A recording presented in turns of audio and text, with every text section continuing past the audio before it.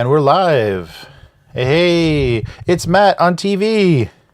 I'm on the television. I always thought you'd be more of a UHF guy, but I think you're on VHF. I think you're on Channel 3.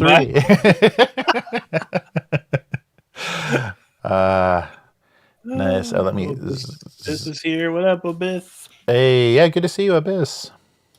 Glad the timing worked. Yeah, so we've got... So you sprang back, right? Sprang ahead? You sprang ahead. So we sprang forward. We've been robbed of an hour. Yeah. Yeah, so I got to remember that for Blade Runner tomorrow, so I don't make you guys wait for an hour while I'm... I got lots of time. Nice, hey, Jolie and Blue. Nice to see you, our faithful Twitch viewer. Hey, hello, Twitch. And Orcus is here. Oh, nice, Orcus. Hey. Oh, cool. Nice. So yeah, we'll be doing some Dune. Did I say Blade Runner? Yeah, Dune. We're doing. I would be a switcheroo if I suddenly threw you guys back into Los Angeles. Yeah, Dune tomorrow. Dune. Yes. And all of you guys have seen the sequel, so I'm going to try to remedy that tonight, if it's possible. But. Yeah, and it's doing well. The sequel's doing well. I mean, people were really down on... I heard a lot of people say, oh, they'll never make another one of these, when the first one came out. And I don't know. There is an interesting, backlash that Denis Villeneuve is getting with his big movies. Like, his small movies, nobody complained about. But the bigger his movies get, the more critical people get. I even saw, I guess, related to maybe press for Dune 2, he talking about Blade Runner, and he said he thought that could be a career-ending movie because of how passionate people were and how big of a movie that was, and he really thought that he had to handle it so carefully, and he wasn't sure if he did it right. So that was a big pressure project, especially early on, because I think that was just Sicario. Yeah, was like his biggest one before that. So yeah, it's funny. I think he did great. I really enjoyed the second Blade Runner. I don't know how he threaded that needle though, of everybody being yes, possibly or not replicants. I thought that was very interesting because you had to, because you had that assumption from the damn Ridley's revisions, constant rethinkings. You had that. I think with any of these properties that formerly Ridley Scott properties, the guy who's doing the Alien television show has the right idea. He's publicly said he's ignoring some of Ridley Scott's stuff and just doing what he thinks is right, And I think that's what they all have to do going forward, because Ridley Scott changes his mind all the time. Yes, it probably just depends on the vintage of the wine he's drinking that night. Yeah, that's funny. I think that is a good approach, because I think he tends to elaborate incorrectly on previous thoughts. Yeah, and everybody, because of his accent, I guess everyone in Hollywood feels they have to listen to him, Oh, of course. Of course, Ridley. Of course.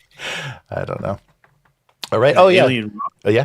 Alien Romulus trailer is supposed to be dropping pretty soon. Oh, cool. Yeah, I'm curious on how this stuff is going to look.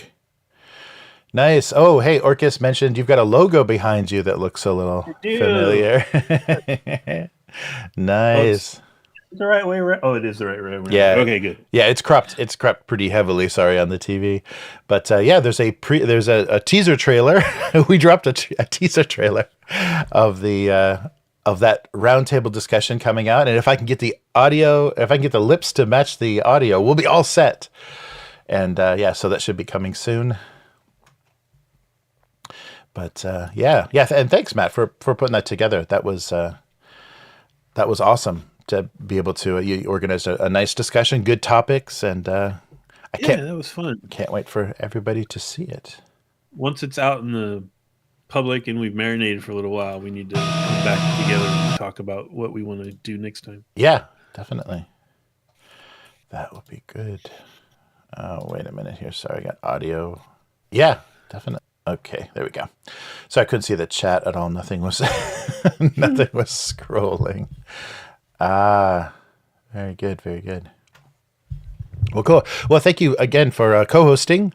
Chris is out with some pretty severe allergies. Japan is punishing us this year. Some new pollen has made everybody very sensitive. I guess though we've come from wearing masks through like 3 pollen seasons to like now taking masks off, and we're surprised by this like histamine response that we're getting. So maybe nothing has changed. It's us that have changed. We have changed. So yeah, we'll see. See how that goes. Nice.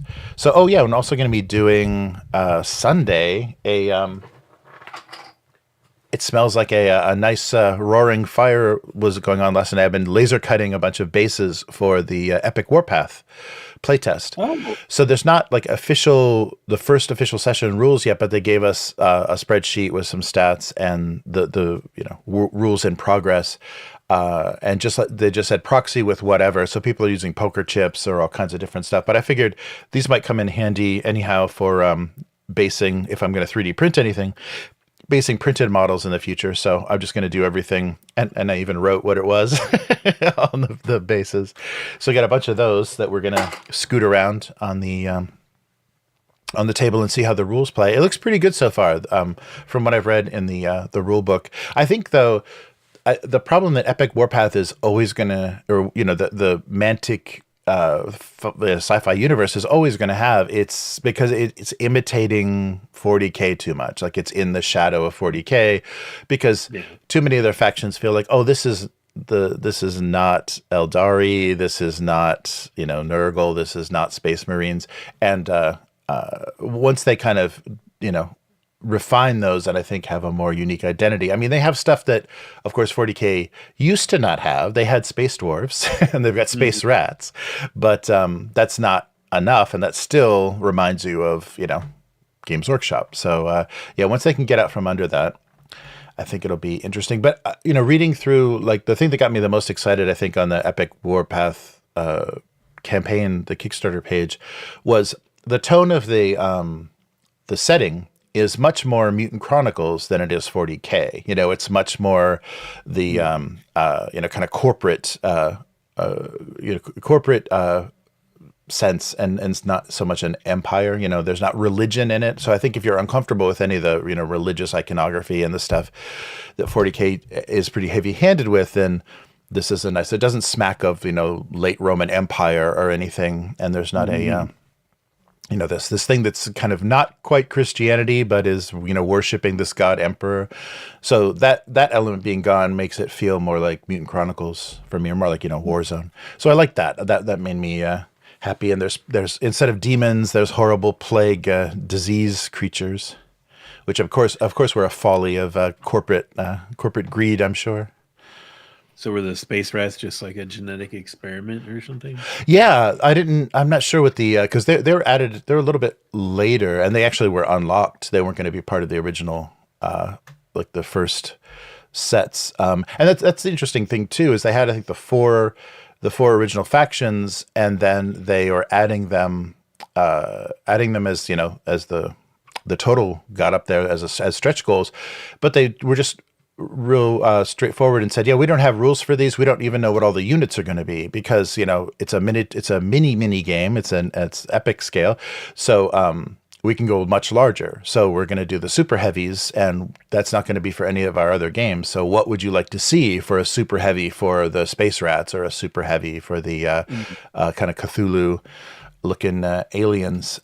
So yeah, I thought that was fun. There's much more participation in this, for better or worse. There's much more participation from the fans, and not so much things being handed down on stone tablets from on high from the creators of your hobby. So that's cool. Oh, Agent Carolina, cool, good to see you. Beware the Ides of March.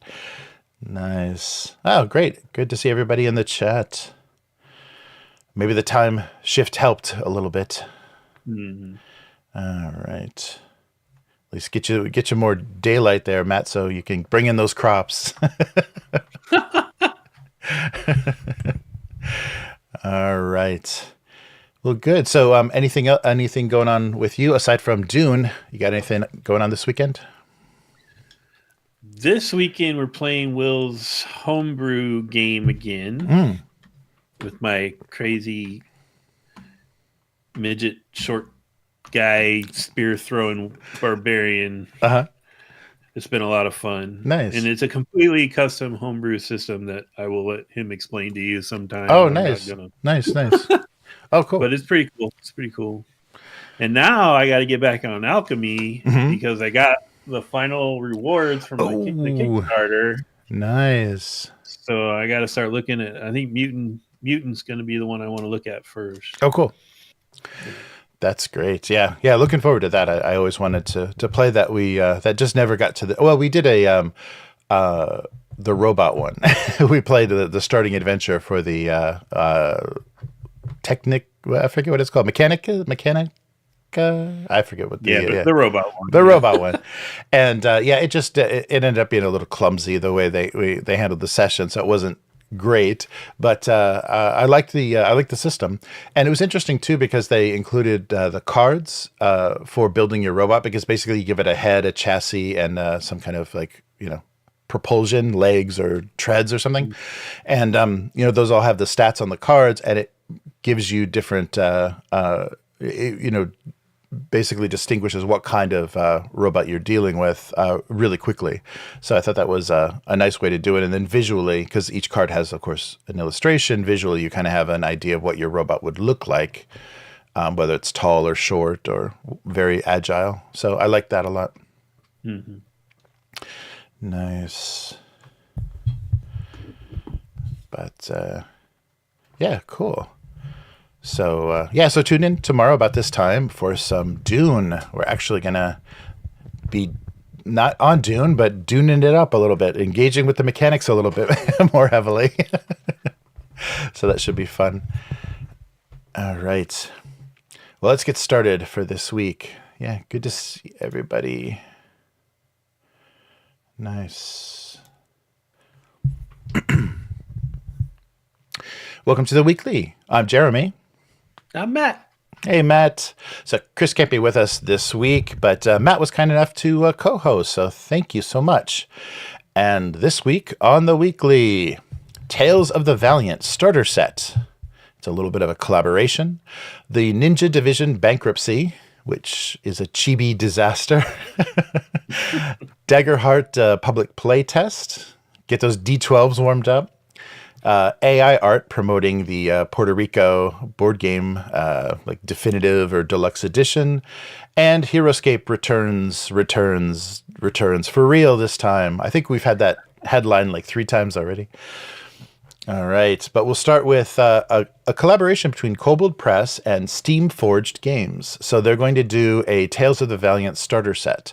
So it's an interesting choice because Steamforged Games had their disastrous release of their Dark Souls RPG. They were doing a 5e based Dark Souls RPG, and they were releasing a super deluxe special edition, gold foil book, and the system was unplayable. The character classes didn't even work in 5e. So they had to reprint and re-release these $150 books. So they are the choice for Kobold Press to release their Tales of the Valiant, formerly known as Project Black Flag, their take on 5e. So the thing that they keep reminding us, and I don't know if that's a real selling point, is it's fully compatible with 5e. So I guess, 5e's been out for a while. There's a ton of third-party stuff, but there really isn't that much stuff released officially. So do people really have these huge catalogs of 5e stuff that they need to keep playing? So I don't know. I don't know if that's a I don't know if that's a big selling point, but they keep saying it. So they're going to do a new starter set to kind of get people into the system. There's not a lot of details. I would hope, because of the previous things that Steamforged has done, their little adventure sets for 5e, that it has miniatures, because Steamforged does some fun miniatures. So that would be cool. And I'm not sure if Tales from the Valiant is doing like iconic characters or anything, which they should. I think that was one of the things that kind of endeared me early on to Pathfinder. When Paizo did their own take on 3.5, is they had their kind of iconic characters that were examples of how you who you could play in this world, like the types of like unique combinations of characters. And that was the thing that even got me with Starfinder, is that they said, yes, of course, and our iconic characters could even appear in Starfinder, and they showed the Paladin as a space marine looking like, oh, come on, that's awesome. So they those characters have worked well for them to kind of connect you to that system and have it not feel like completely strange, so, and of course they're in all the cover art. You always see the same characters recurring in the cover art for the books for Pathfinder. But yes, it's a beginner experience, a gateway for new players. We don't have details about if it's going to take you from level 1 to 3 or however they're doing it, but the quote from the CEO of Kobold Press is, you could take your first steps into the hobby in a way that is easily accessible and fun. And they're also hyping the aspect that Steamforged Games has beautiful releases, so they're beautiful products. So hopefully that means they're going to have some nice maps and miniatures and things. Although I'm not sure how Tales of the Valiant, if it's very, battle map based or not. If it's how it plays. If it's very strategic. Yeah, so previously, Steamforged released their Epic Encounters series, which are some really interesting creative miniatures and a simple kind of encounter that you can kind of drop into any of your D&D 5e campaigns, and those look really cool. So hopefully there'll be something similar to this, and that's why they chose Steamforged for this starter set. So what do you think? Is this going to entice you? No. So I hate to be the negative one, but Tales of Valiant, I think on here before I've remarked about how we've heard very little from them about it since it kickstarted and everything. And so I went and looked up some YouTube reviews, like some early reviews, and the first two I watched both had very similar sentiment. It's just 5th edition. Right. So, it's supposed to be like this big going their own way kind of thing, but it's not. It's just 5th edition. And they're hoping to cannibalize some of the 5th edition folks. Right. And so I can't remember exactly the details, but there were just a couple little changes to it, but really it's just 5th edition. And then on top of all this, now, which you're going to talk about in a little bit, Daggerheart is coming on the scene. Right. So they're screwed. I mean, I'm just calling it now. They're screwed. Like, they didn't differentiate themselves enough from 5th edition. And now everyone who's into that kind of space is going to be talking about Daggerheart. And so they're like, and then eventually that other one with MCDM theoretically will arrive on the scene. Yes. And so what is it? Kobold Press? They're I'm sorry, guys. But I think you're in trouble. So, but think about how many systems now they can develop third-party materials for. Yeah, that's the problem. Is if Kobold Press drops out with their system, if people just don't support it, then they're going to be stuck choosing between Daggerheart and whatever to support. Yeah, I think they were really counting on maybe they saw the OGL stumble as, okay, what's going to happen is when they launch the new Dungeons and Dragons, it's going to be different enough from 5e that people are going to be frustrated and want to go back to 5e, but we will be 5e. Like they'll be standing there welcoming you back to that familiar system. Don't think that's going to happen. I don't either. Yeah, but they're trying. Bless their hearts, as my grandmother used to say.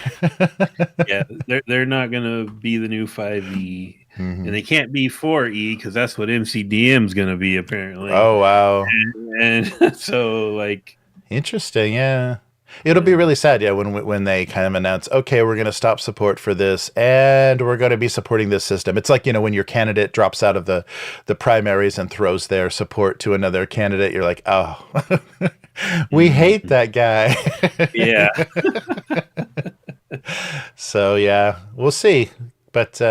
Yeah, I don't know. It was just, yeah, there wasn't anything really compelling. Although a lot of these things that are trying to take the place of D&D are not compelling in any way. They just have a little bit of clout behind them, a little bit of, reputation or whatever, but it's all comes from the same spoiled tree. All right. Well, even more depressing news we're going to get.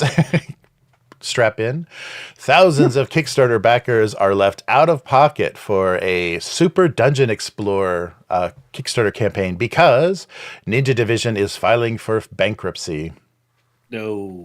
Yes, so the maker of those cute little chibi minis that you wanted in every one of your games, and even Siege of the Citadel, even Modifius partnered with these guys to do chibi necromutants and chibi Doom Troopers. So they've been chibiing it up for a while, but that gravy train is over. So yeah, they raised more than $3 million from via Kickstarter through several projects, but they are done. So their liabilities now are they're just estimating ranging from $1 to $10 million, and their assets are estimated between $0 and $100,000. No. Owed to 49 creditors. So there's a lot of molds being locked up in safes and things at this moment, I can imagine. And that, of course, includes thousands of backers that are going to be left out. They aren't even going to get on that list of creditors owed. So yeah, they so recently they in 2014 originally they raised 1.2 million with 6,500 backers to fund Super Dungeon Explorer Forgotten King, an extension of their Super Dungeon Explorer line, which originally launched in 2011. That's early days. That's early crowdfunding days. Late 2015, they got almost 1.3 million from Super Dungeon Explorer Legends from 6,600 lucky people. And that was slated for delivery in 2016 and so December. And more than 7 years later, nobody has seen anything from that Legends campaign. They're asking the company now, please just give us PDFs and STLs. We'll be fine. Just, whatever. And still nothing has come from that. Nothing is shipped. And still after that, they got 2,500 people to go for their Relic Knights 2nd edition. And that game is also not being delivered and raised $380,000 on Kickstarter. You can kind of see the trajectory here. They kept going though, like way past the point of sanity. And then in the real problems, they said began in 2016, where their response was that because of this lukewarm feedback from our rule set, we're just going to scrap the entire thing and start again. And of course, that means a huge amount of, creation time.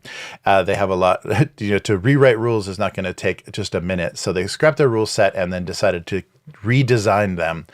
And that of course, raised the cost of this project and kept it from manufacturing or shipping, development. That was the word I was looking for. So that raised the development time.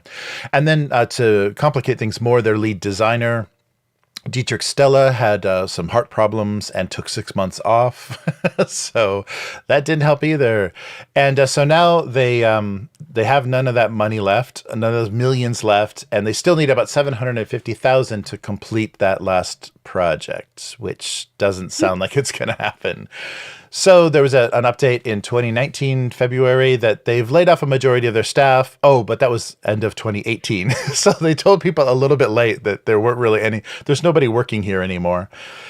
And then 4 months later, after that, they did the Starfinder Masterclass miniatures crowdfunding campaign on Kickstarter, raised $450,000 from 2,200 backers. But fortunately, that project was taken over by Paizo. So to not have Starfinder get trashed along with this bankruptcy, Paizo took that over and will probably continue fulfillment of that.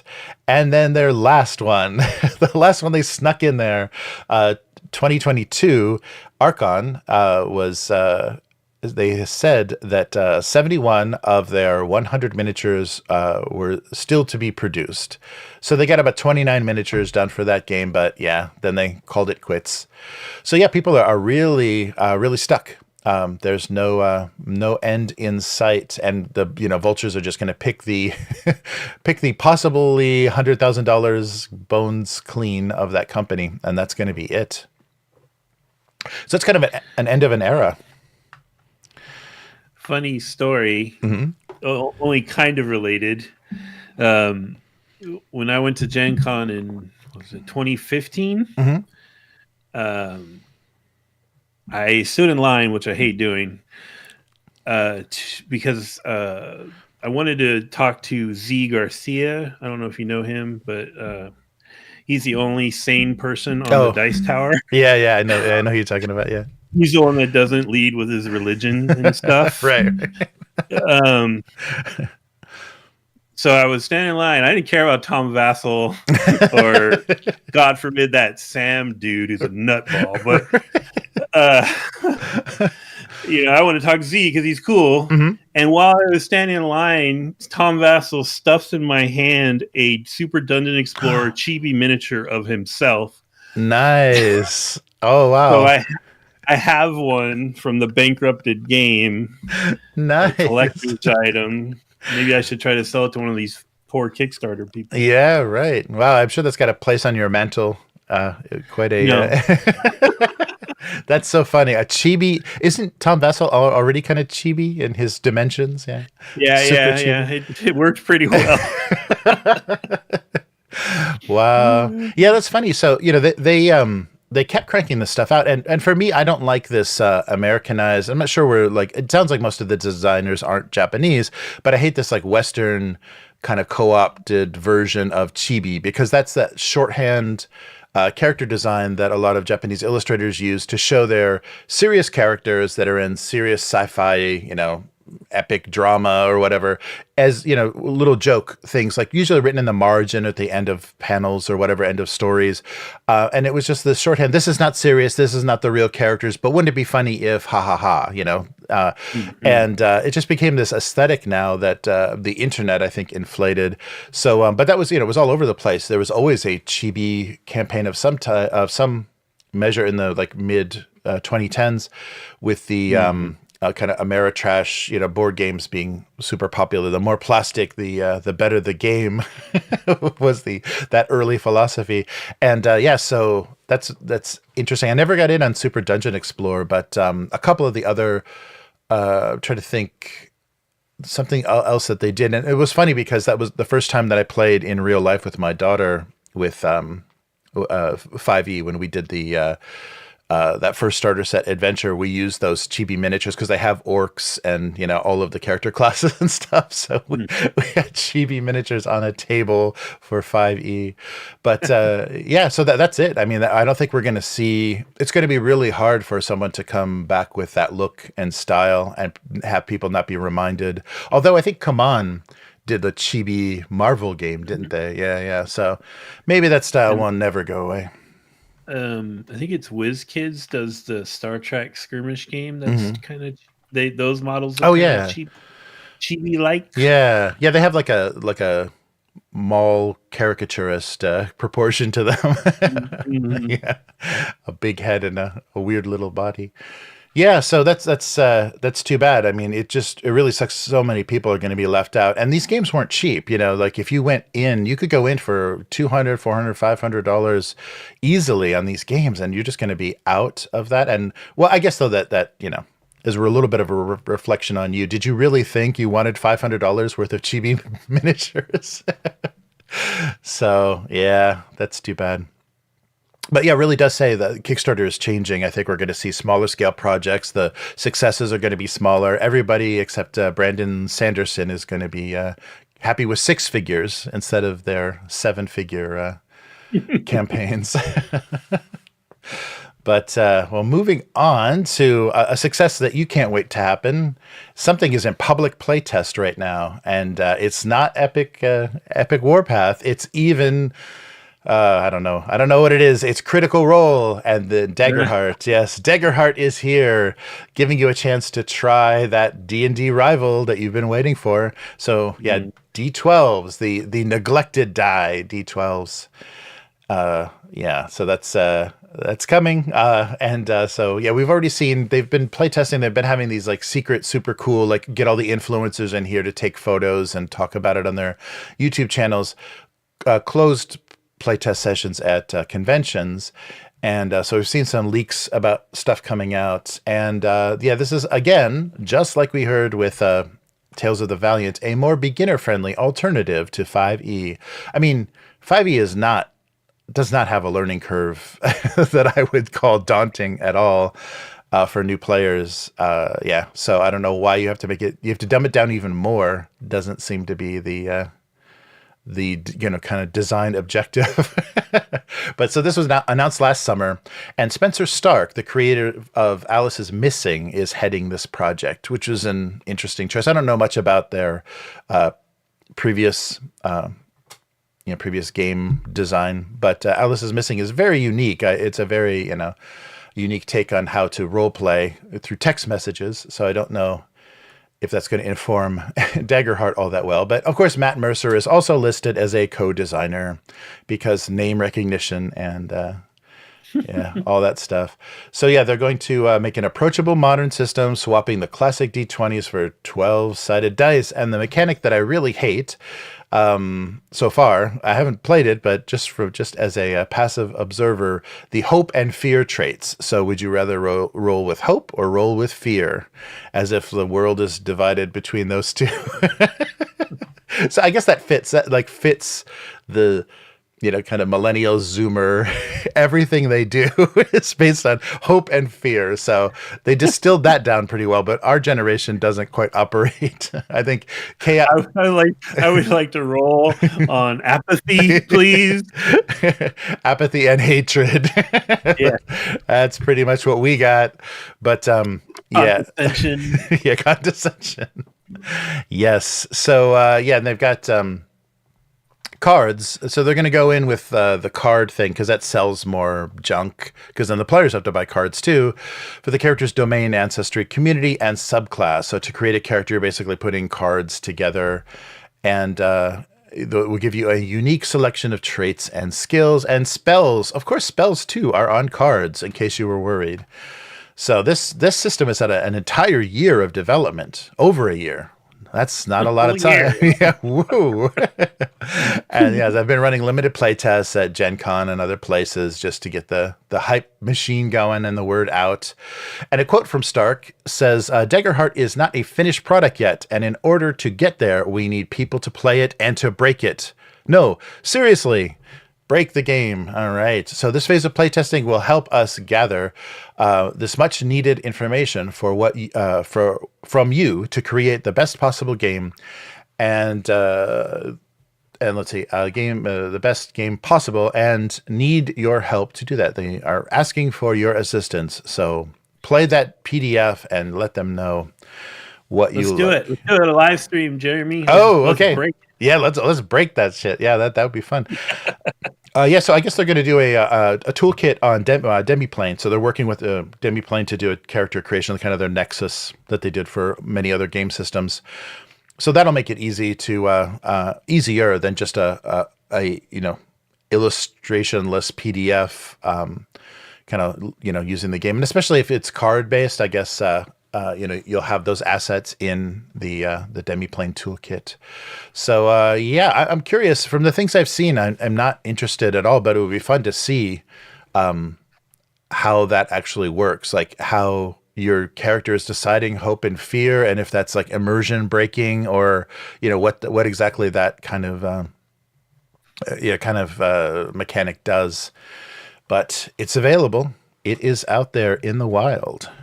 Do you know, because I haven't really read anything about the lore part of it at all. Is it kind of the MCDM Tales of the Valiant high fantasy heroic yada yada kind of thing? I haven't gotten a full picture of that either. It's probably whatever the heck Critical Role is playing, like whatever, I guess, probably that they're kind of continuing like high fantasy D&D style. There's like the only thing I've seen that sticks out is like there's a frog race now. There's a frog ancestry or whatever. So you're a little bipedal frog with a little backpack and a little sword. But so I hope it doesn't get too cutesy like that. I hope it at least stays in the realm of something like RuneQuest or whatever, where there are ducks, but it's not like everybody's not a fuzzy cute animal. We'll see what. Because I know there's probably fans that would want to push it that way, make it magical furry adventure. So we'll see what. I'm not sure as far as the setting, if they're kind of like shifting a little bit. It would seem, because nobody else is going to be doing that. Everyone is doing a version of 5e, so it is basically the 5e, setting, the 5e scale world. So it would be interesting if they shifted to something like lower magic or like a little bit detached from traditional like European based fantasy. That'd be cool. But then again, they might lose a ton of players doing that. The skeptical side of me, roll with skepticism, doesn't expect them to do anything different than what they've done. Mm-hmm. Because if you look at Candela Obscura, that was like the most filed down, softened horror. Right. Like it was like, we wouldn't want to actually trigger anybody, so we're gonna just dress up like cute Victorians and move along. Yeah, that may be. Yeah, we may see that in Daggerheart. We may see their kind of sensitivity. So Darrington Press can use like safety scissors as their like part of their logo. Yeah, it's not gonna hurt anybody. No one's getting hurt. It's all cool, man. Yeah. So well, we'll see. Yeah, I'm curious about that too, because I agree with you about Candela Obscura. It was like, oh yeah, what if cosmic horror wasn't really horrible? It was just kind of a thing. Mm-hmm. Kind of background it and not make it such a big deal and like really get into the performance. Yes. All right. Well, Matt, as you know, I have been working diligently to get Grey Noise, the first episode of Grey Noise, up and running, and that involves hours of not only editing but rendering, and I need to focus. And of course, I've relied heavily on coffee to do all of that. Probably the first 5 years of this channel are all caffeine based, but I found a new way to prevent that crash, to prevent kind of the burnout. And the older I get, the jitterier coffee makes me. So it gets more and more unpleasant to stay caffeinated, and I don't get any sort of sustained benefit from it. But recently I have discovered, on camera, Magic Mind. So Magic Mind in this little bottle is a really great solution for anybody that's experiencing that. Like if you're drinking too much coffee, it's affecting your sleep, you want something a little bit more sustained, what's in this little bottle will definitely help you. And the nice thing is you don't have to give up coffee. This isn't necessarily a coffee replacement. It will also work in cooperation with the ingredients in coffee and give you a more sustained focus, more sustained energy. So the main ingredient in here is matcha. So Japanese green tea. Oh, good, it's not keying out. Japanese green tea, as well as several herbs and mushrooms and things that are all proven to enhance awareness, alertness, and basically keep you focused. I think focus is the big thing that helps with any work you're doing digitally, any editing or data entry or anything. And the nice thing is the company gave me a chance to try Magic Mind for 5 days, and I did notice a significant difference in sustained focus. I shifted from a very damaging to my family life, a very damaging evening time work schedule, to getting my mornings back, basically being able to be up early and function in the morning instead of sleeping in and working into the wee hours. So I would credit Magic Mind for giving me that. And they do recommend, if you want to try it, about 3 days before you're really going to feel the full effects of what's going on. So mental energy and focus is basically what it gives you. 1 cup of coffee in the morning, you can add this along with your coffee or your tea. And it's best, it's easiest to drink chilled, so keep it in the fridge. But the ingredients it won't spoil. The ingredients don't need to be refrigerated. And of course, the ingredients are all natural. It contains no sugar, nut-free, vegan, keto, and paleo friendly. So it's not going to interfere with anything you're doing for your diet or your health. So so matcha, as I said, the Japanese green tea, lion's mane mushroom, and several other nootropic ingredients give you that desired effect. And if you would like to try this, we have a URL you can go to. So magicmind.com/upturned. So magicmind.com/upturned, UPTURNED, and use the code upturned20. So that's upturned, UPTURNED 20 to get a 20% discount on any purchase or a 56% discount on a subscription. So subscription is basically going to give you your daily supply, and it will just renew. So you'll get a 30-day supply that renews every month, and that will be more than half off with our code. So check that out and see what you think. If this is something that you've been looking for, because I basically ran on like 2 pots of black coffee a day was basically my work schedule. And that I can't do that anymore. It destroys me. And this is really a nice alternative. And I've tried things in the past, like bulletproof coffee. Put a little butter in your coffee, a little coconut oil, get a more sustained release of the caffeine. It's not. It doesn't do it, and it adds a ton of calories. So I couldn't switch to caffeinated soda or energy drinks. So Magic Mind was a great alternative. So try, if you'd like to try it, hit up our link and use the code. So thank you, Magic Mind, for the sponsorship, and we will be back to our regularly scheduled program. All right, well, what do we got left in this world here? Oh, yes, Awaken Realms. So the owners of GameFound, so one of the Kickstarter competing platforms for tabletop, they pulled some AI art, and it was, again, just like Hasbro was dealing with. So we have to question the laziness of some of these design departments. If these are contractors or if they're in-house designers, we got to question their laziness, because we keep seeing this with promotional images. So AI-generated art was used to promote the Deluxe Puerto Rico crowdfunding campaign.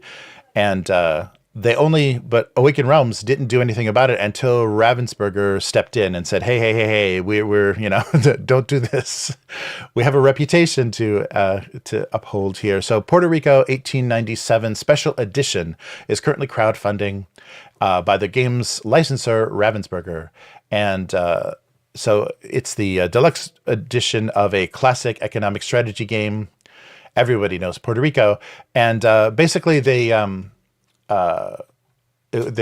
when they revealed the game, there were some promotional images that appeared to show those telltale signs of AI art, the weird blending and strange artifacts and wrong number of fingers. And so immediately upon being notified, Awaken Realms has pulled those images, but actually just replaced them with a blurred version of the box cover as background art. So I think it was a background image with the foreground, showing the game components, and the background was the plastic sculpt of one of the ships in the game. So they just blurred the background art, and that was their solution for it, instead of regenerating anything or recreating anything. So then they took a look at all of the remaining imagery in the campaign. And it looks like, there is not anything else came up. It was just this promotional image. Ravensburger is a significant investor in GameFound, so their voice is listened to very well. They signed a $4.5 million deal in early 2022. So they. But although they do say that on the GameFound blog post announcing Awaken Realms' slew of new projects for 2024, there still may be AI-generated art. So, I think the individual companies and things are going to have to go through and make sure that they're not being represented in that cheap-ass way. So a spokesperson for Ravensburger said, Awaken Realms has the license to develop and publish Puerto Rico special edition. As a licensor, Ravensburger reached out to Awaken Realms, who has already removed the temporary images that were being used to promote the project's campaign. Ravensburger also reinforced with Awaken Realms that generative AI cannot be used in any part of the art process for this Ravensburger game. And the Awaken Realms CEO then reiterated, like they always do, there will be no AI art in the final edition of Puerto Rico. So this keeps happening, right? Because we had that Terraforming Mars project that raised $2.2 million and just said, hey, we got to do it because we don't want to pay anybody. We want that, as much of that $2 million for ourselves. Don't give it to the artists. And so this is going to keep coming up until we kind of come to terms with how these tools can be ethically used, if there can actually be an ethical version of these, if we can somehow, it can be pulling from a data set that isn't just completely pirated from the internet. But until that is settled, this is going to keep happening. So I'm sorry, these are the same guys that did that silliness with Terraforming Mars? Oh, that was that was Fricks Games and Stronghold Games, but it was I think that was a Kickstarter campaign. But but they're just saying as an example, these are happening in board games. But they said they are using it in production of the game itself. So Fricks Games was straightforward in saying, we're putting AI art in the game. This was promotion. The current example is promotion. Yeah. Okay.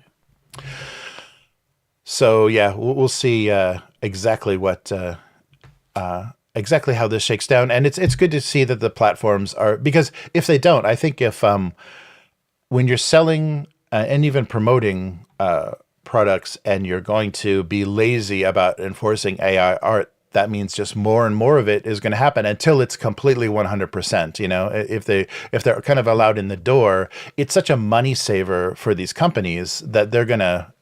Because the biggest, the writing and design of games is the biggest expense. So they're going to, want to, if they can get around that, that will be, and it's also maybe the one that you can't, that may be harder to control. I'm sure, materials and production costs can get overrun, but you budget for that.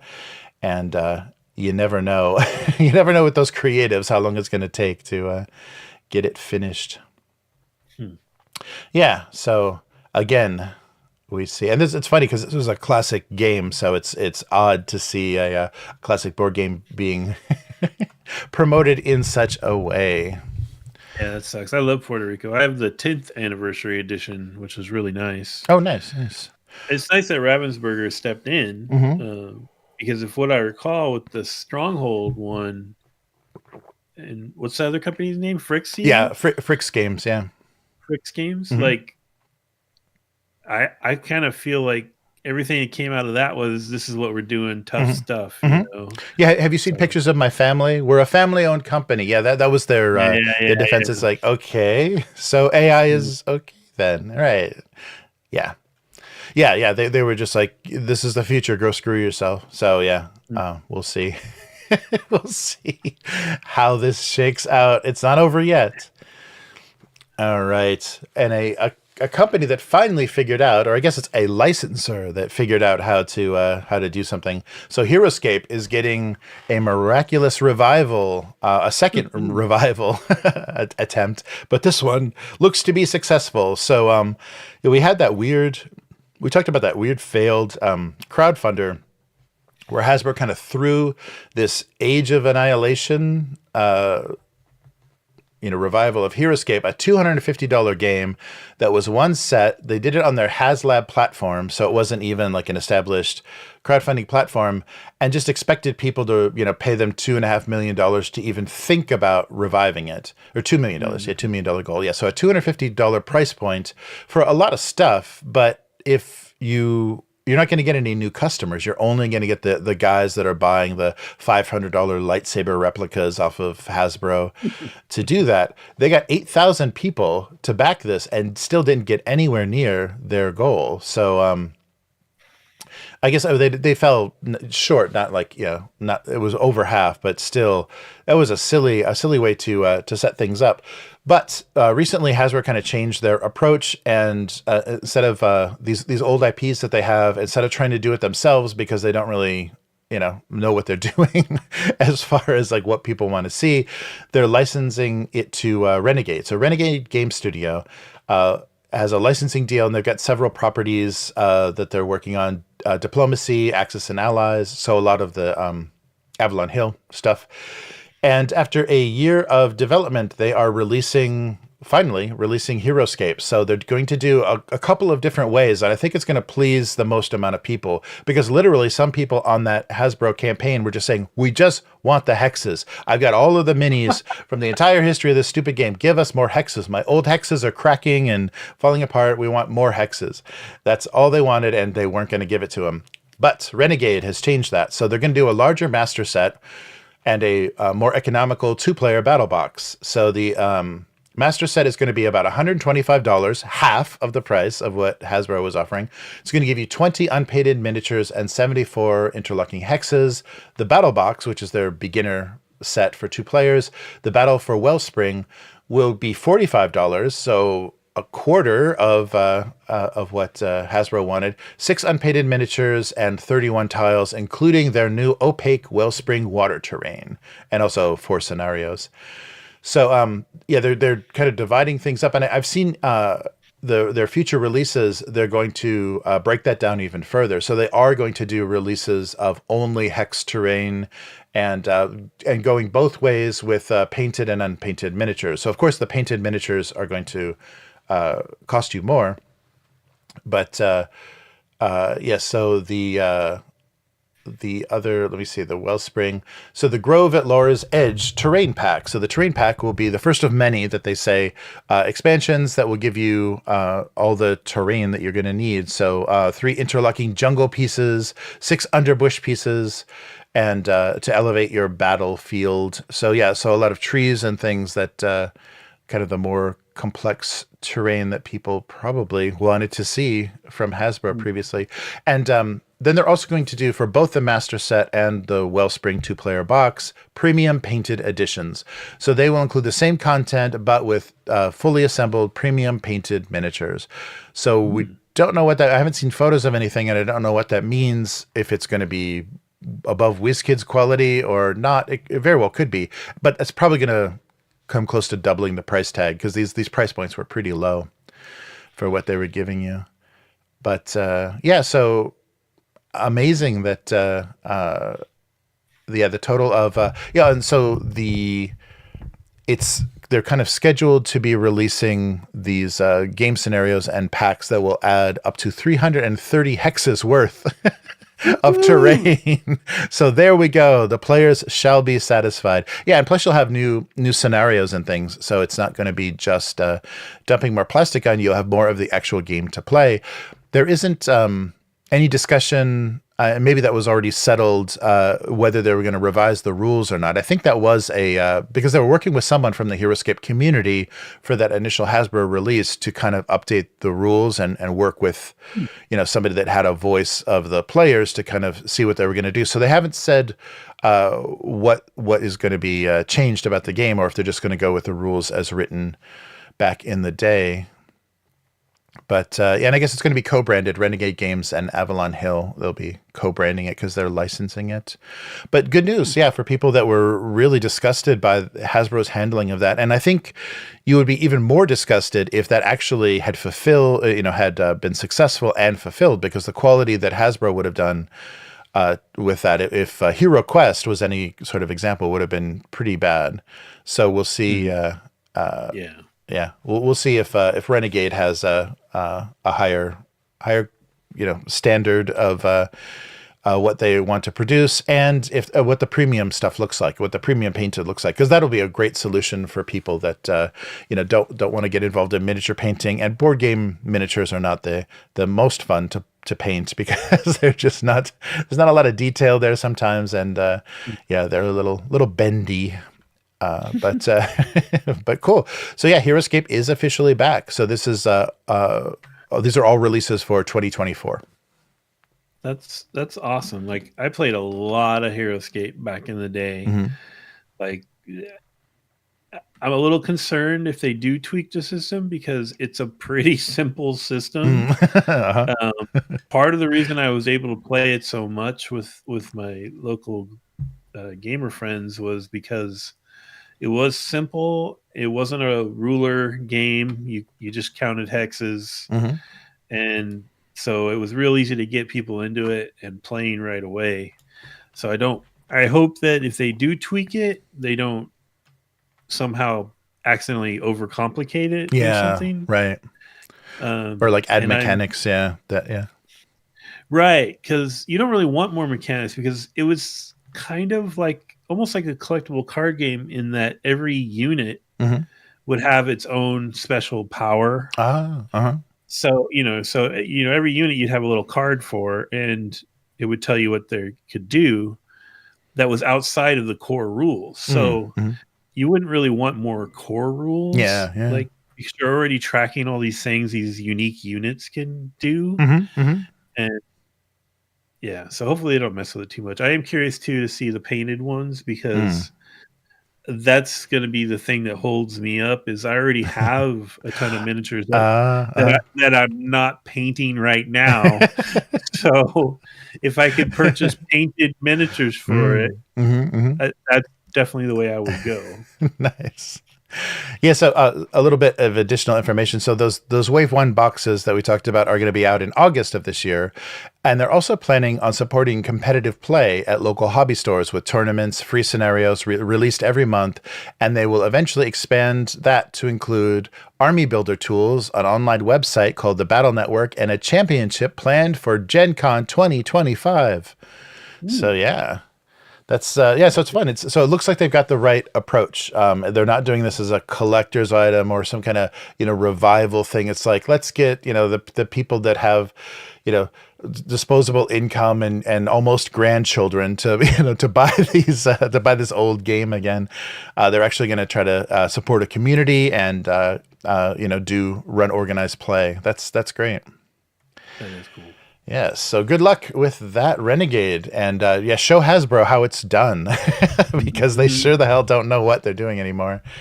They're not a toy company though. I know that Hasbro has said they are not a toy company, so that's the only thing they know.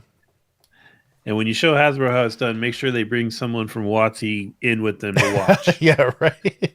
Yeah, Kyle, you should be there. I want you to take notes, Kyle.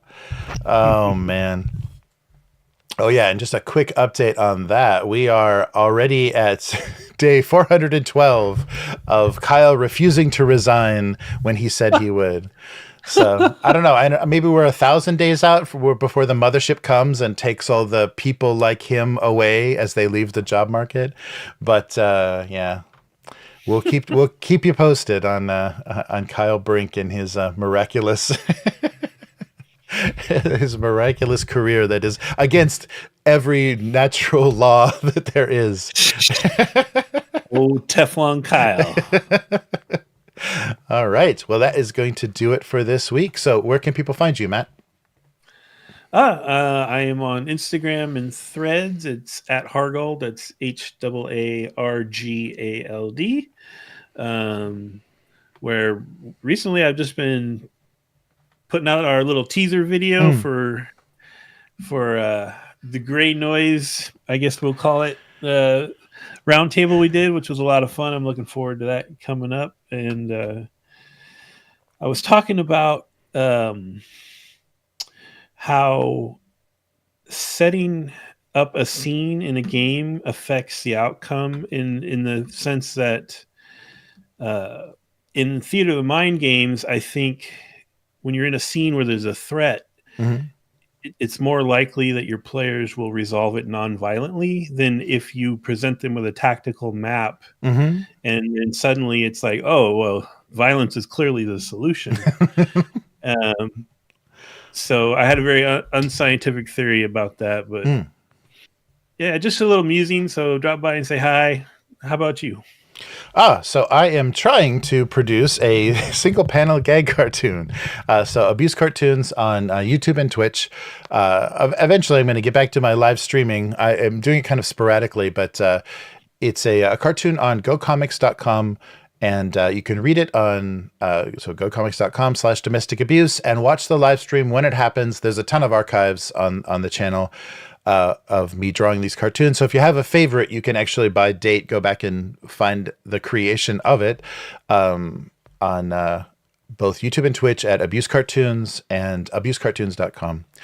And if you like what we're doing here with the weekly, please consider becoming a weekling. So you can do that by visiting patreon.com/upturntable and pledging to our weekling tier, which says that you want to watch more of the weekly, and you can tell us exactly what you'd like to see on the show, the topics you're interested in. If kicking Hasbro is not your thing, if you want to see more indie game focus, if you want to see more the fall of Wizards of the Coast, whatever your taste is, let us know, and we'll talk more about that. And so you can support us on Patreon. The website is Upturned Table. And you can also become a member of the YouTube channel. So there's a join button below this video if you're watching us. And you can become a member and get the same benefits except for the RSS feed. So the audio for this live stream goes onto the RSS feed for Patreon that is only audio, but sweetened so it sounds a little bit nicer than it does on YouTube, easier on your headphones. So yeah, and stay tuned for so tomorrow about this time we'll be running our second session of Dune. So they're going to dig into it and find out what this Red Door cult is all about. And so we'll be back next week. And you never know, the host, it's a random thing. We actually just pull lots every week. So Matt gets stuck with co-hosting duty sometimes. I get crammed in this TV. Yeah, right. Yeah. I gotta lift it up and put it on the desk, and it's a whole thing. But thanks for joining us, and we will be back again next week. Goodbye. Bye.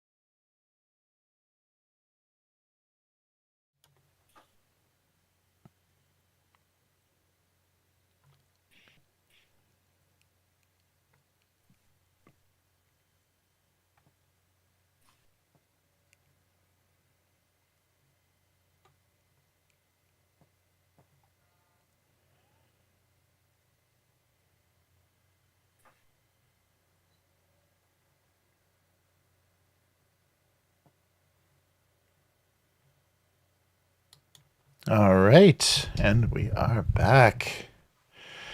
So how's the chat going? So yeah, thanks for watching, Orcus. Take care, and we'll be seeing Orcus Dorcas on the first episode of Grey Noise. Coming soon. Dropping soon. Yes. Nice. Abyss was there, but he kind of went quiet. I wonder if he's still in the chat. Oh, yeah. And no Miguel. Yeah, no Miguel. Nice. Yeah, so I'm curious how Dune will go, and so basically this Red Door adventure is going to open many doors to the world, to the Imperium. So I'm curious which ones you guys are going to want to pursue. Cool. Yeah. So was this something you put together, or is it something that's from one of the books? Yeah, it's a modified one of the PDF adventures, and I thought it like slotted in well, and it kind of like gives you're brushing up against a couple of different things that might be very interesting, for the future. And there were a couple of them. A couple of the PDF adventures that they wrote that are just kind of silly. Like there's one that and I guess we're going into a little bit of the silliness with the breachings, the great breachings, like the show off and a showy kind of thing. But there was like your players visit an art show on Arrakis by a famous artist. I'm like, what? Really? An art show? Yes. And like a painting is stolen or something. I'm like, oh my God, is this really Dune? Is that really? That sounds like they just reskinned some other adventure. Yeah, right. Yeah. Yeah, it was a little too Hardy Boys or something for me. I'm like, that's not, it doesn't have the right flavor. But some of them are good. It's just some of them are written so they're almost inseparable from Arrakis. There's just too much. It's like, you gotta find something to replace this, find something to replace this. But this one worked well. I thought that was a nice tension, because what's nice about this campaign is you're gonna make connections, and basically you're generating assets. Like all of your connections with different factions or different houses generate assets, either positive or negative. And so you basically are going to set this table that you have to deal with. So it'll be pretty fun, as things play out. That's cool. Yeah. I like how it looks so far. Yeah, and I'm curious to see if there's anything. Yeah, we're setting it early enough that I don't think we have to. There's a lot, a lot of the stuff based on the Atreides takeover of Arrakis that we're not going to touch on. But I like that it's early, because there's so much more freedom with how you relate to different houses. Instead of it being kind of set in stone, these guys are jerks or whatever, you can actually have make a new kind of relationship. Yeah, there's already a big power move going on at the beginning of the Dune thing, so it's kind of like it would make us small fry. Yeah, right. You'd feel like a pawn, just being like drug around. Yeah, that's true. Yeah, that's true. And this way you have a chance to actually like raise the status of your house, depending on how things play out with your choices. So yeah, it's very cool. Nice. But cool. So anything else? Oh yeah, so I'm curious how Warpath is going to play too. So it's just going to be pushing around bases, so not very interesting. And I think they've been pretty. We're not going to be recording it or streaming it or anything. Maybe we'll take a couple of photos for memorializing. But then later this month, the official first playtest session rules will come out. Alessio is gonna be stopping by, the designer said, and they're gonna finalize what they want to see for the playtest rules, which means they're gonna give every faction's gonna have all of their units, whether they actually have a visual representation or not, and have some abilities, so they can start getting a feel for, because they have a scale from infantry all the way to super heavy, and I think they really want to find out how that scale plays, because it'll be different from any of their other games so far. But yeah, it's not bad. Yeah, I like it. So you're generating at the beginning of every turn, you're generating command points. So you roll some d6s that have a lot of blank sides on them. You generate command points, and then those are used for re-rolls or your special abilities. So yeah, similar to 40K.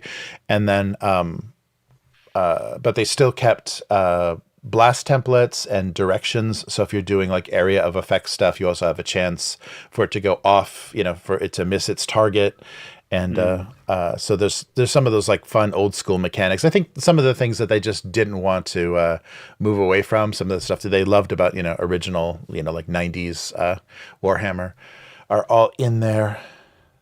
That's good. I prefer a little mayhem in those large scale games. Yeah, yeah, definitely. Is it with the command points? Is it one of those systems where like you have to assign those in order to get more out of a unit kind of thing? Or? It's so the two that everybody get are a command reroll, so you can reroll any number of dice, or a something else. In addition, I think an additional action, like you can keep the initiative basically, because it's alternating. Instead of you go with all your stuff, instead of like the turn being broken down between one player and another, whoever has the initiative, it's alternating. So you get to basically activate 2 units instead of just one on your turn to get a little bit of advantage or do a little more damage or something before they can respond. Okay. Yeah, I'm curious how the pinning system is going to work, because you get pinned. If you lose a combat, you're pinned, and so that lessens your options for what you can do. And the other interesting thing is you're assigning hidden token commands to all of your units. So at the beginning of the turn, you put these face-down tokens next to everybody, and your choices are basically Overwatch, Advance, or Sprint, like a double run, like a charge. And so people can kind of guess from the position of your unit what you might be doing, but it's always kind of a surprise if, they're not going to advance, they're going to actually shoot at me, and I'm going to walk right into it, that kind of thing. But yeah, it seems like it should work. There's, a lot of tokens next to units to keep track of stuff, but I think that works well, especially if you've got a lot of bases on the table. It works well. These guys have gone, these guys have gone, these guys have gone. I always appreciate that with skirmish games where you've got something to visually represent, either a card that you can, put something on, or something next to the model that says, okay, he's out of it for the rest of this turn. He's out for the rest of this turn. Yeah, so we'll see. And I'm curious that it's not all in there yet, but I'm curious about how the flavor is going to work for each of the different factions. It's already been a little bit established in their other games, like how these what is the theme of this unit, but on the larger scale, smaller scale, I'm curious to see how that's actually going to play out. So we will find out. Yeah, it was just really bad timing. I wanted to get it, but if I was going to get it, I kind of needed to get the 4 different army set. Mm-hmm. And then on top of that, I was like, well, if I can get my local group into it, then really I'm going to need the additional forces. Yeah, too. Right. Because, otherwise, well, this is your army and you're stuck with it kind of thing. And but yeah, financially, it's just really bad timing. I was like, I can't do that. Right?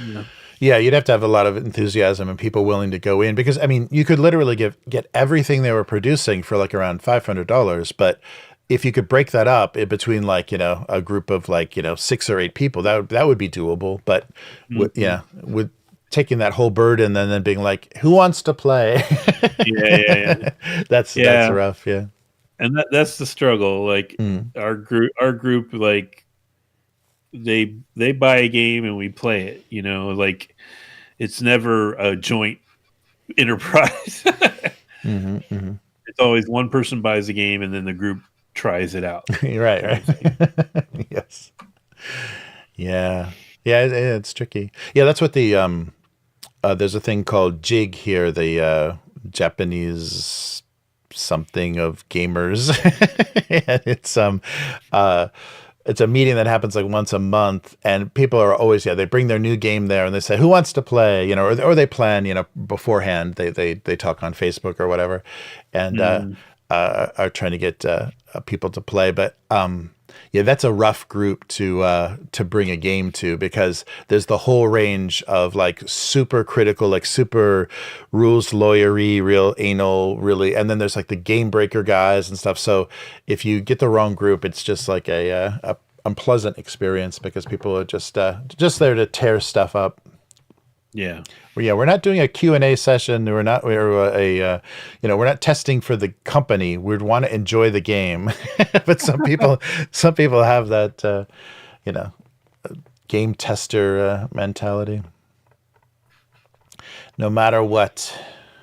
And some people can get too into the competitive side of it, like, I mean, that's a big part of why I quit playing Magic, was just it really brought out the douchiness in some people.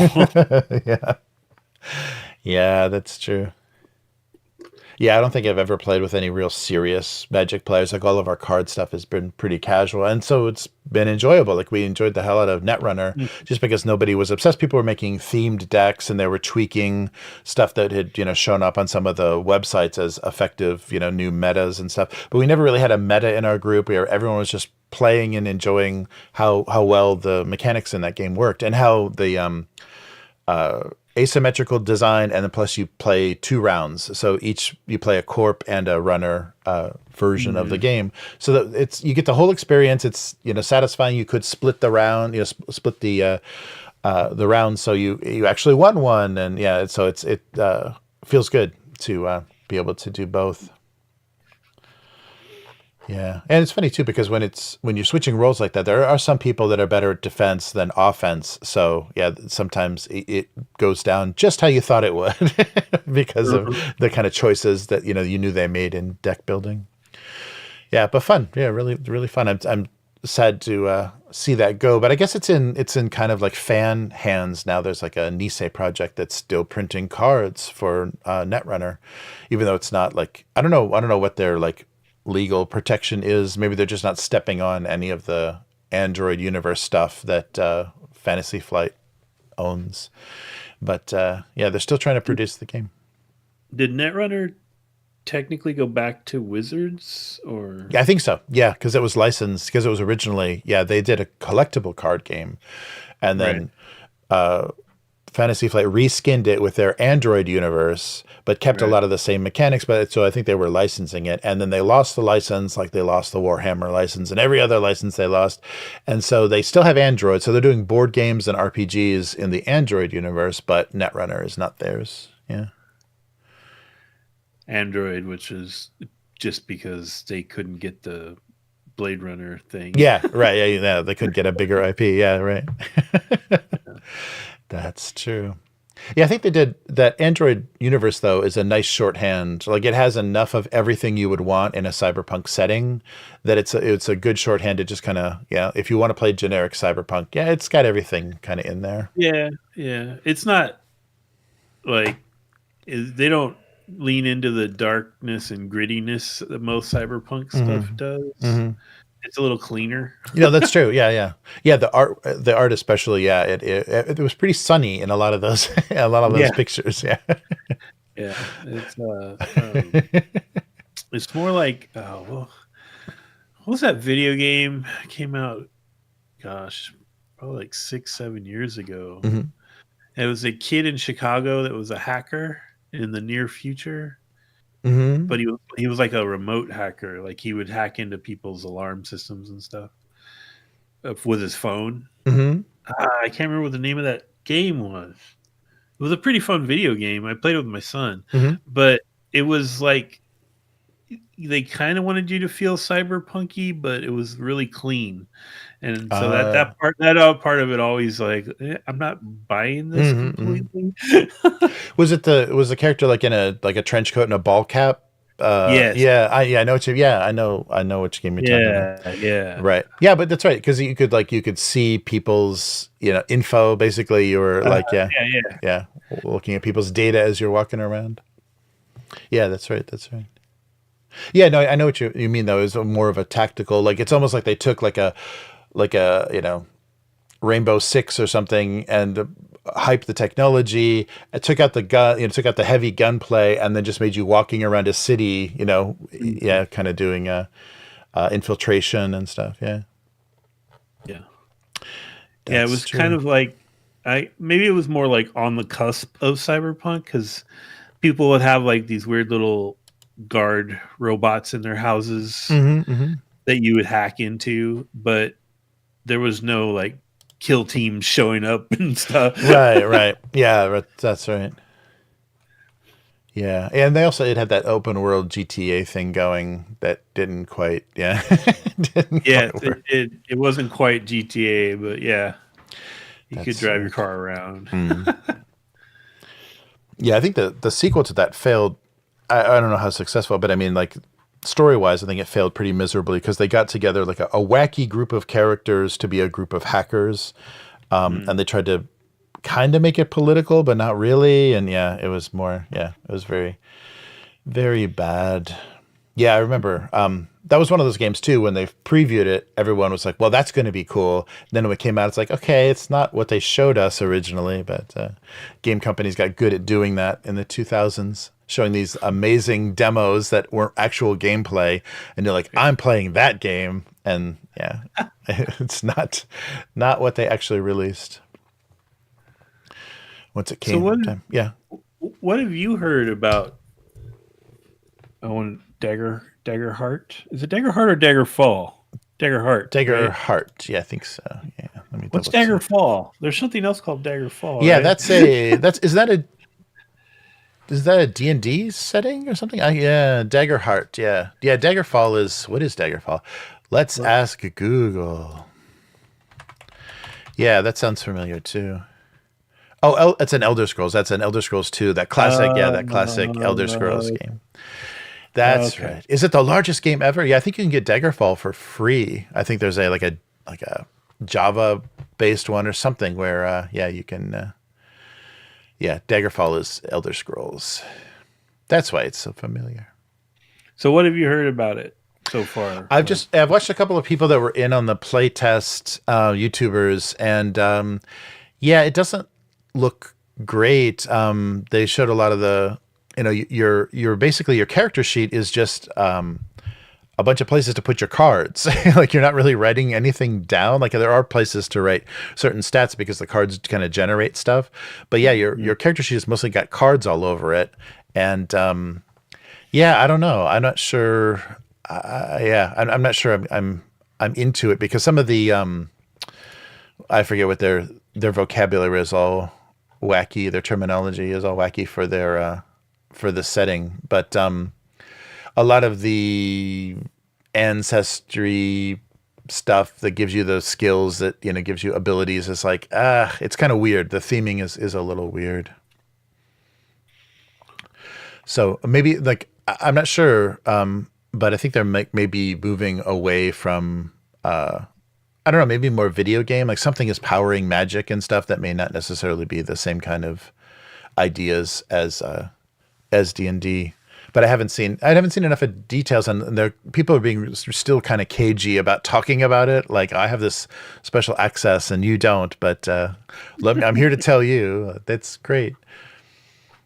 So that sounds like what Fantasy Flight did with their when they had Warhammer for a minute, when they did their 3rd edition Warhammer. Oh yeah, that's right. Yeah, Yeah. it was Tokens galore, yeah. Tokens and cards, and your character sheets were literally like laminated because you weren't really meant to Yeah. do anything with them, Yeah. Yeah, And they're just selling more, like you said when you were on the news. Just going to cards and tokens and things is just an excuse to sell more crap. Yeah, and if they can't, I mean, distribution, it's still a problem now. I mean, there's local game stores are not doing well. It's not easy unless you're going to really have a super online web store that you're going to run specifically for your own product. And, if you want to do it like a direct sales thing, which is a huge expense, there's no guaranteed way to get stuff out, because even, companies that are doing, trading card games and stuff have realized that the worldwide distribution is incredibly difficult now. And the English speaking world is kind of scattered all over. So it's not just in one market. So yeah, I wonder what they are really. I mean, maybe they have deals. Maybe they've already been talking to, big distributors or whatever. So they know that they're going to get the shelf space, but I don't know. Yeah. I mean, if they can get into the big box stores, then it's going to be as legitimate a choice as Dungeons and Dragons for a lot of people. But yeah, if they can't, if it's going to be, selected online retail and they're going to have their own store, they're going to have real trouble getting people over to it. I don't think just the actual plays of it are going to make people, adopt it as their home system. And then you said they had a deal with that company to make like a character generator. Yes, yeah, they're working with Demiplane is going to do their tools, their digital suite, so you can generate characters and stuff on the Demiplane platform. But that doesn't include like a VTT kind of situation, right? Yeah, that's just like D&D Beyond. I think it's that same thing. So you don't need a character sheet. I don't even think you need dice. I think you can even roll dice in there. So you just need a video conferencing tool and that digital suite. If you're doing all theater of the mind kind of stuff, if you don't need tokens and maps. I wonder if they're going to have an exclusive deal with somebody to do a VTT also. Yeah, I wonder. Yeah, because some companies have been announcing they're doing, they're going to try to do their own thing, like to make their own VTT, like smaller companies. I'm like, really? Just for your one game you don't even know is successful yet? Yeah. Yeah, that seems like a mistake. Yes. Yeah. So yeah, I don't know. It's going to be interesting if things shake out where there's like this order, like Baby's first RPG is this, and then you go to this, and then you can play this. Yeah, it would be funny if these companies really get things to work out that way. We all got to start with Daggerheart, unfortunately. Yeah. Yeah, I don't know. I really, I think they're trying to sell too much junk. And just the fact that they're not going to let you use your D20s, that you got to dust off some old rusty D12s you've got sitting somewhere is funny. I really like, though, the Nibiru game is a D4 based system. And it's like, I don't want to roll D4s. I hate D4s. They don't roll. They just flop on the table. It's like when it leaves your hand, it's already decided. The value is already decided. But they mapped D4s onto D12s. So you're rolling a die, and it's got a satisfying roll, but you're still just generating 1 through 4. Yeah. So that's nice. I got to show those off. They did some nice machined, like copper-colored machined dice for that game. I gotta show those off on a video. Did you ever play Hollow Earth? Yeah, we did. Chris ran a pretty fun until she couldn't stomach the Nazi theming anymore. Like, I think we ended the campaign on a Nazi submarine, and Chris was like, "I don't want to do Nazis. Can we not do Nazis?" And so we kind of backed off. But yeah, it was dinosaurs and scantily clad women tied to trees. It was the real deal. Yeah. I enjoyed that game. I was running it for a little while. It petered out because people kept canceling and stuff. But man, we had like Will's character's wife was a Nazi spy. And he didn't know it. Oh, nice. Yeah, and like the first thing they did when they got to the Hollow Earth was they ran into the Amazons, and it was fun. Yeah. Yeah, we had some some characters attempted to ride dinosaurs. that didn't go well, but that game had some funky dice stuff going on. Yeah, too. Right. That was the plus minus stuff, right? Or not? No, that's not. It wasn't Fate. It was the other one, Ubiquity. Yeah, the Ubiquity. Yeah, Ubiquity dice. Yeah. It was kind of fun. It was kind of neat. Yeah, no, I like. I think it's fun to change systems because your expectations change and there's like surprises in like outcomes. So you're like, I wouldn't go so far as to like support the wacky storytelling dice that like Fantasy Flight is using, but it's fun when you're rolling something and you're like, okay, I got 2. That doesn't sound very good. No, you did it. That kind Yeah. of Uh, where you're not like you don't know the number what the number means instantly, and it's kind of like, oh, uh, okay, yeah, that's a little fun. It keeps it a little fresh. yeah. It was like poor Will, like his homebrew game. The whole thing's just a beta test, right? Yeah, So yeah. like every session, we're just like, what the hell, man? What is this? I don't get it. Right. So every time we play, he's revised something again, and which kind of makes it funny to think that they did They said they did Daggerheart in a year or Oh, whatever. gee, yeah. Because I'm like, Will's going to be in this beta for at least another year.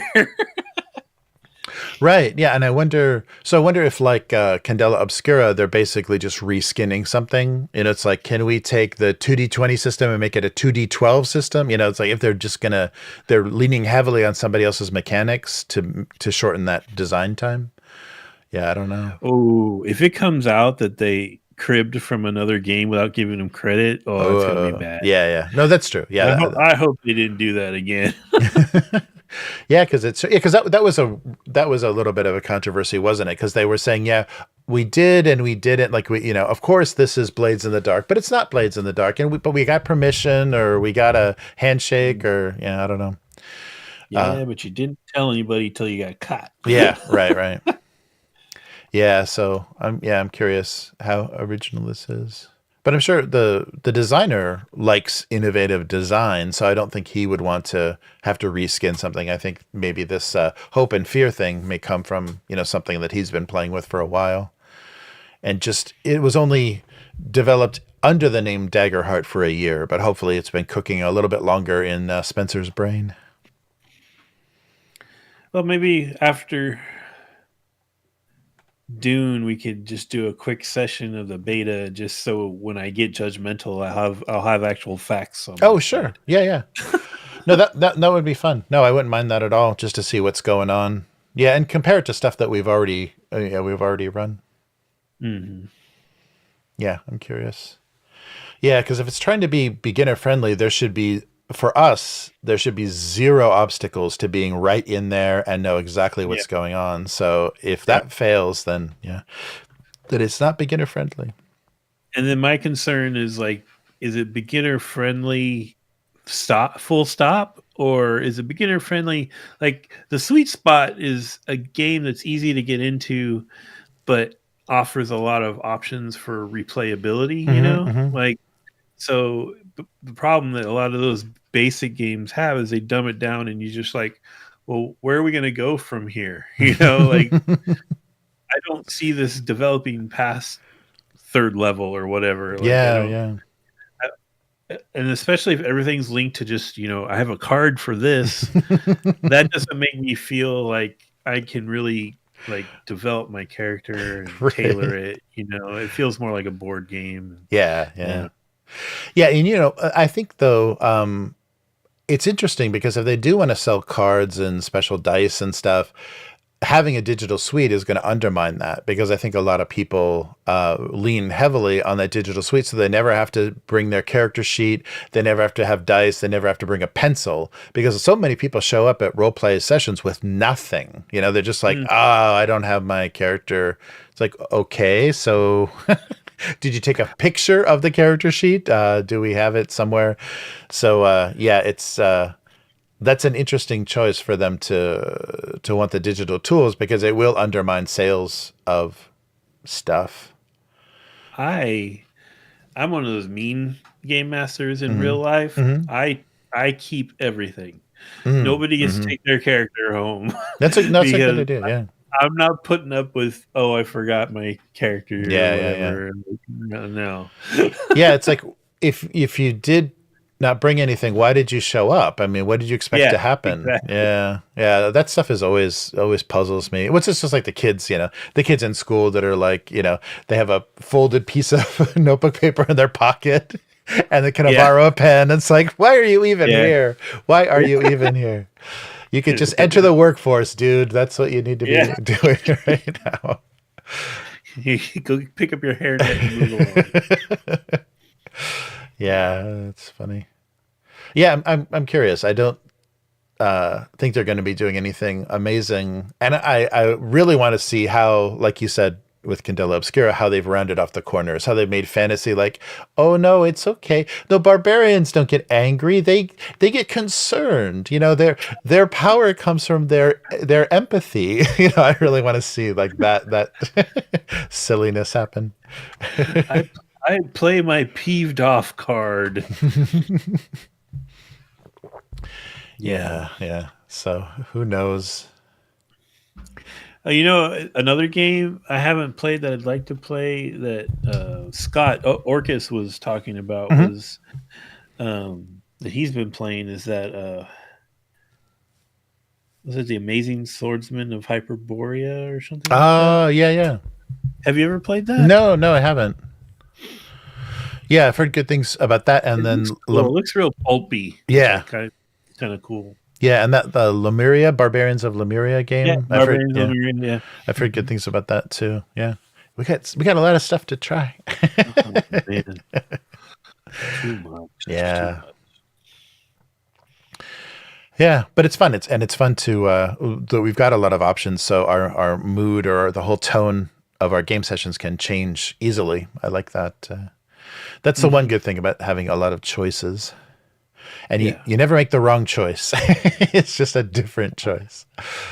Well, that's the advantage of people that want to be playing games, right? Who are on good terms with each other and want to be playing games is like you have more flexibility with the game you play. I feel like it's not as important what game you select because the people that are there to play a game with you. You know what I mean? Like, oh yeah.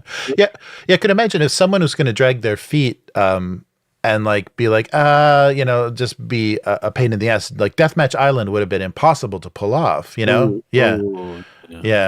So if you guys had been willing to play along, that would have been real slog.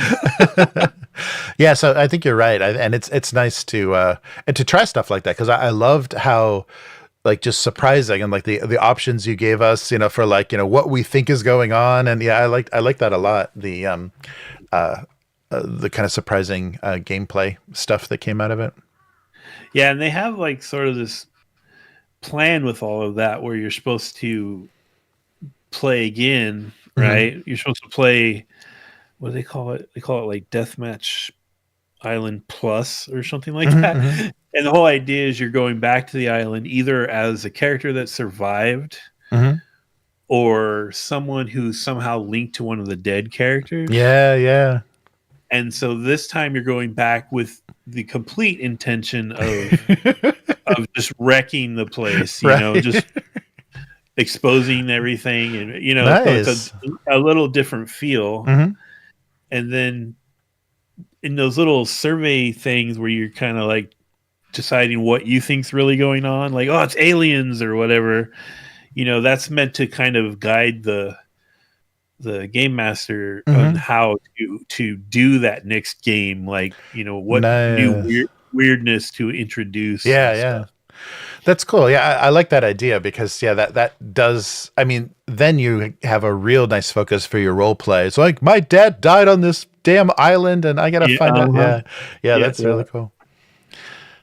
I would like to see how Terry would rationalize his character going back. I'm gonna win. Yeah, right. I want to win again. I want to win again. Yeah. Yeah. Nice. Oh yeah. Cool. You probably don't have an AMC theater in Japan, huh? No. Yeah. No. So you can't get the weird Dune popcorn bucket. Oh yeah. Well, they couldn't release. I mean, there's too many sex toys in Japan that look like that, so I don't think they would release anything like that in a movie theater without expecting some public indecency. Yeah, I don't know. I'll check because they do promotional stuff. They do popcorn bucket toppers and soda toppers and stuff here, and I don't know if they're part of the global campaign or like more specific to Japan because Japan has its own like weird taste in toys and stuff. So what would get people excited here might be a little different. But I'm curious. Yeah, I'm curious if the Dune the sandworm bucket exists here because yeah. We don't have AMC in my town, so yeah. One we went to had a promotional thing, but it was just a graphical screened on bucket with a lid that I don't know what they were going for. It's supposed to look like a vault door or something. I'm not really sure. Oh wow! But it didn't. No sandworm sex toy. Right. Yeah. I saw SNL did a whole sketch on that. They did a whole like musical number for the Dune popcorn bucket. Yeah, so it had a huge cultural effect.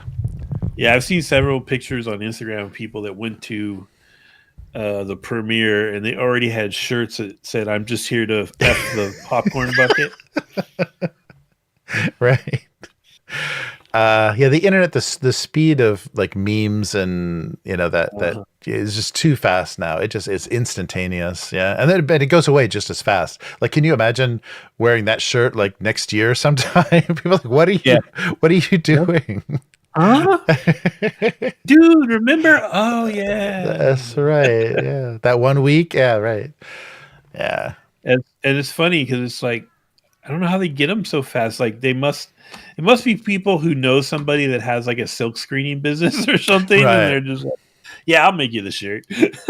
Yeah, that's true. Well, they've got those screen iron-on things. Yeah. Oh yeah, but no, they've got the you basically like tighten a shirt onto like a little platform and just like run an inkjet printer over it.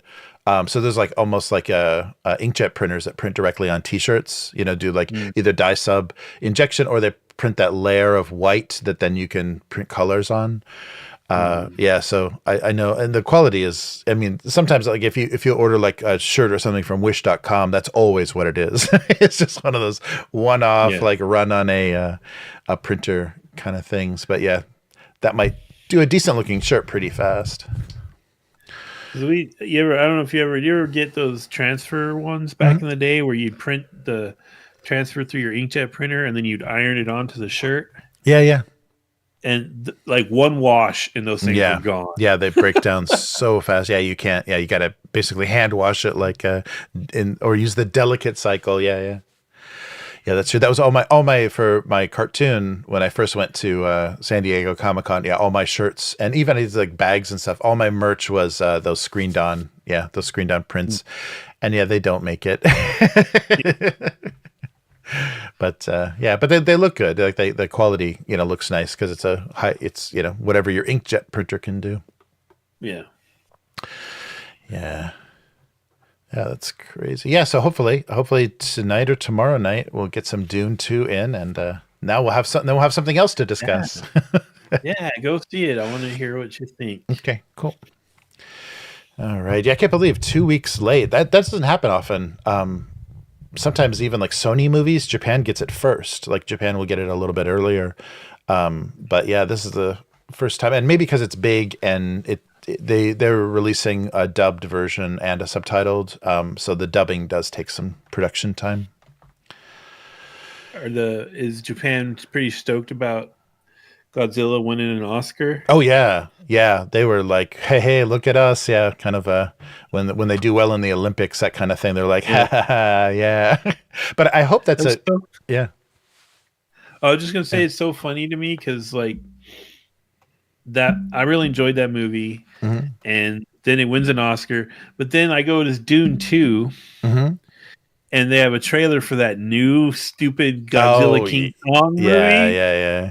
Oh my god, that looks so schlocky. Yeah, it really does. Yeah, I can't believe that. Yeah, they're just leaning into the stupidity of what they've They set up. gave Yeah, King Kong a power glove. I yeah, mean, yeah, come yeah, on. yeah. It's very very silly, the team up movie. Yeah, that's funny. I'm sure that's going to be playing in theaters here too. Yeah, I'm curious what trailers are going to be running in front of Dune. Oh And man. also, hasn't the scale of Godzilla or Mhm. King Kong changed? Like, Yeah, they had to. wouldn't the authentic King Kong be like this little shrimpy dude Yeah, next to Godzilla? yeah. They had to scale him way up. I think that's why they kind of rebooted it with Skull Island, so they could have Yeah. Kong. Yeah, Kong be this like monster scale. Yeah, Yeah. yeah. Because they even did that in the '60s. You know, the '60s movie King Kong and Godzilla were the kind of the same size, but much bigger. Yeah, they would have stomped the Empire State Building, not climbed it. Yeah, Jeez. yeah, yeah. But oh, so I hope though that that win for kind of Japan's low, like high quality, like low cost visual effects, like changes what they're doing in Hollywood. Like we start to get stuff, even though it wasn't a great movie, like The Creator was great special effects for like less than half the Yeah. budget of the typical effects movie. Right. Yeah. So I hope we start to see that sort of scale, like that just comes down where it's not these $250 million movies that have to make a $500 million to even, consider being viable. I'm still trying to wrap my head around how Dune Chapter 2 was 190 million and that Furiosa movie is 230 million. And I'm just like, that is just cars being blown up in the desert. Right, right. Like that should be the way cheaper. You would think so, and I think that's why he had success with the early Mad Max movies, is because they were cheap to make. They were not expensive movies. Well, the whole genre, the whole post-apocalyptic genre was kind of like westerns. It's just like you just need a couple of scrubby trees and build a temporary town in the desert, and there's your movie. Yeah, and it doesn't. I mean, and if it's cheaper to film it in Spain, go to Spain. It doesn't matter. Yeah, that's right. Yeah, definitely. All right. Well, thank you, Matt. This was great. I'm gonna get ready and see if I can catch me some Dune. Yeah, go see some Dune. All right. But and I'll see you tomorrow for some Dune, and we'll find out what exactly is going on. And I'm really curious. You've already kind of talked about a little bit about how you want to approach things, but I'm curious about how you're gonna kind of confront this situation and send in some spies, or just land a ornithopter right on top of them. See what you're gonna do. We'll have to spitball that tomorrow before we do anything. Yeah. That's one of those ones. It's like I have to make sure it's like me. I would want to just go there and deal with it, but. Mm-hmm. Would my character do that? It doesn't, yeah. You know what I mean? It's like I don't know. No, that's true. That's very true. Well, cool. All right. Well, everybody, thanks for watching, and thank you to the members and patrons for keeping us going. And we will be back again next week. So maybe with some Dune discussion, depending on who has not seen it. And we'll definitely have some Dune discussion before our session tomorrow, I'm sure. All right. So everybody take care, and we'll see you next time. Bye. Goodbye.